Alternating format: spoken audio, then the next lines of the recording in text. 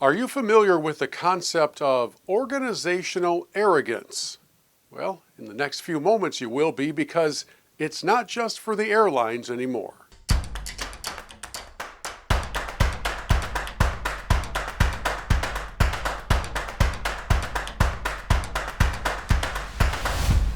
Hi friends, I'm Bill Hobson, and today we explore the idea and the perils of organizational arrogance. And if you're asking what that means, think back to the last time you had a mind-numbing exchange with the customer service department of your favorite airline.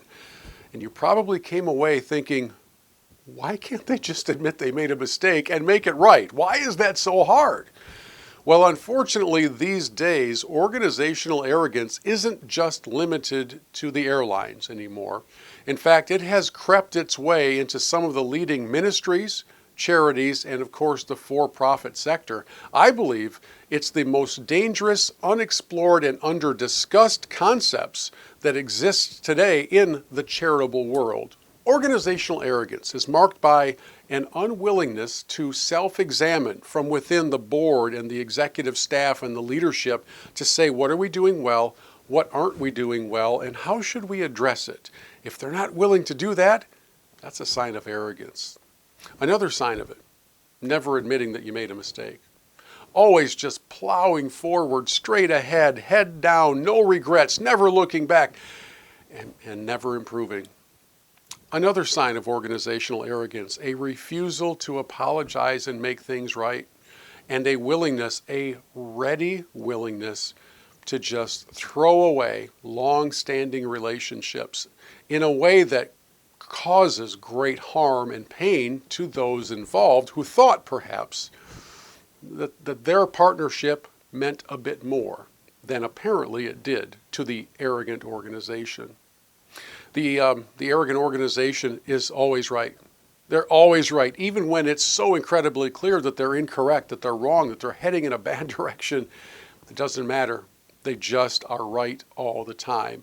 It's somewhat reminiscent of the things that drive us crazy as taxpayers when you look at how the federal government deals with certain issues, and they just can't ever say, yeah, we got that one wrong. The candidate running for office can never just say, I know I was here for 4 years and I know I messed up a lot of things, so if you'll give me another chance, I'd appreciate it. They don't say that.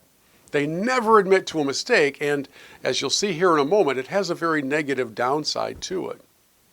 And the arrogant organization is willing to actually cause lasting harm to its reputation because of its stubbornness to self-examine, correct, apologize, and do things from a standpoint of humility. So what does it cost to be an arrogant organization? Well, number one, it costs you credibility. You're pretending to be perfect, and it doesn't fool anybody. Number two, it costs confidence amongst your customers or your supporters and your donors.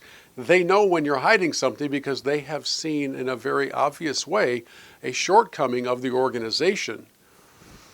And they're wondering if you're ever going to correct it or if you're just going to act like the airlines and continue on as if nothing to see here. That's an arrogance that actually comes back to haunt and harm you as an organization.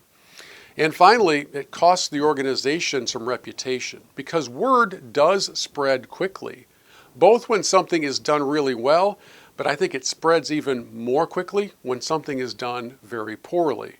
And word gets out in a hurry that this place doesn't know what they're doing or doesn't care at all about you. All they care about is looking like they're right at every turn. You see, my friends, all throughout Scripture, we're actually encouraged to be humble, to seek wisdom, to turn to those who have more experience, and of course, in the case of the Bible, to look to the author and perfecter of our faith and the giver of wisdom.